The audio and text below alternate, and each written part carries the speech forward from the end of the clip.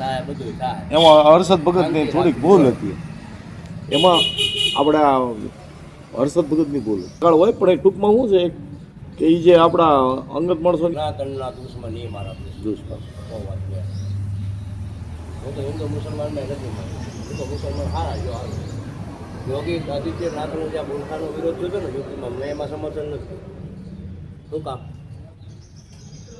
કે ભાઈ એની મર્યાદામાં તો છે. આપણું 60-60 વર્ષનું સર્ટિફિકેટ કરીને વોકિંગ કરવા નીકળે, આ હું કોઈ લાયકાત છે? જો હાલો હું વિરોધ કરું, હું બહુ કોમ્પ્યુટર દોડાવીને હું વિરોધ કરું, હું એમાં નથી પડતો. તો આજે ગાયુનો વિરોધ એવડો આવે, પણ તો જો સિટી હોય ત્યાં કોમન પ્લોટ આપેલા છે સોસાયટીમાં, તમે તમારી સોસાયટીની ગાયું તમે ન હાંસવી શકો. હા, તો ગામડામાં ગૌશાળાઓની સુવિધા છે, ગામવાળા એ ગાયું ન હાંસવી શકે. આ બધી ગૌ માતની જાય બધી ખોટી બોલવાની છે. હમણાં મેં વિડીયો જોયા, ભૂરિયા બળદ ગાડા લઈને ખેતી કરવા જાય અને ગીર ગાયોના વાસણા જોડેલા હો. હા, આપણે ટેક્સના મરો હાઇબ્રિડ ખાતરને દવાના બધું ખાસ કરીને બંધ થવું જોઈએ. પહેલા ક્યાં હાઇબ્રિડ હતા? આ જ હતું સાડીઓ ચાલતું ગૌ માતા ગાયવાળા મકાન માણસને બીમારીઓનો તકલીફો ઊભી તકલીફ સાચી વાત. સગવડતા કરી તકલીફ ઊભી. ભૂલ ભૂલ 50% પ્રાકૃતિમાં જીવતું જીવતું 4 વાગ્યામાં જાગી જતા ને હુલતું થઈ જાય, ખેતર પોગતા પોગતા. અટાણે કોઈ 50 કિલોનું કટું ઉપાડી નથી શકતા, આટલા કમજોર થઈ ગયા. સમજો. હા, બહુ બહુ બહુ સાચું. ત્યાં પાણીપુરી પાઉંભાજી ને એના ઘા છે, બીજાને બર્ગરને મારી નાખે તો મેં અડદની દાળ ને બાજરાનો રોટલો આની હારે ન આવે. બસ. સાચી વાત. મારી તલવાર 7 કિલોની છે. 7 કિલો તલવાર. હા, જુનાગઢનો ધ્વજા રોડમાં કે હાર્દિક બાપુ ચલાવો છો ઘડીક રાખી મૂકે આવી આવ્યો તો બહુ ભાઈ બાપુ અડદની દાળ ને બાજરાનો રોટલો ખાવો પડે.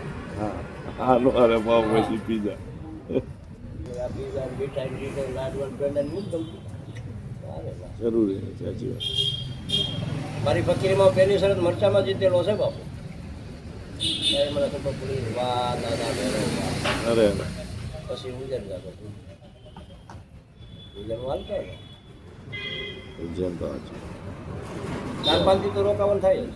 હા, ત્યાં એટલું થઈ જાય અને મજા. મહાકાલેશ્વર મંદિરે મંગળા આરતી દર્શન કરું, પછી હરસિદ્ધિમાં સંધ્યા આરતીના દર્શન કરું, કાલ ભેરો કાળ ભૈરવ મંદિરે 2 આરતીના દર્શન કરું, અને ગઢકાલી ગઢકાલિકા જાઉં, ત્યાં તો દર્શન કરવા જ જાઉં. જવાનું હોય. પછી ભરતરી ગુફાએ જાઉં, જઈ જાઉં નવગ્રહ મંદિરે, નવગ્રહ પછી મંદિર, મંગલનાથ મહાદેવ શુભમ પાર્થિક બાપુને મળું.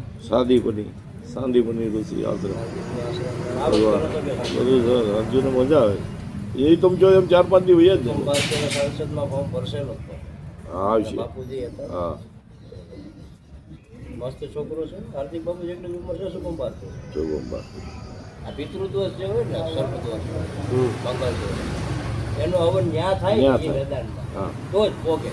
મંગલની અહીંયા ભલે જન્મ બામણ તમને અગડમ પગડમ ગમે એમ કરીને સમજાવી દે, વાત ખોટી છે. અહીંયા મંગલની દેવની જન્મભૂમિ છે ઉજ્જૈન, અવંતિકા નગરી.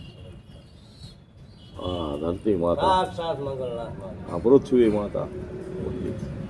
અમે તો ગયા તરત જ હાલો શુભમ પાર્થિક બાપુ કે પેલા દર્શન કરવા. હા, અમે ત્યાં અમૃતગીરી બાપુ હતા, તમને ખ્યાલ હોય.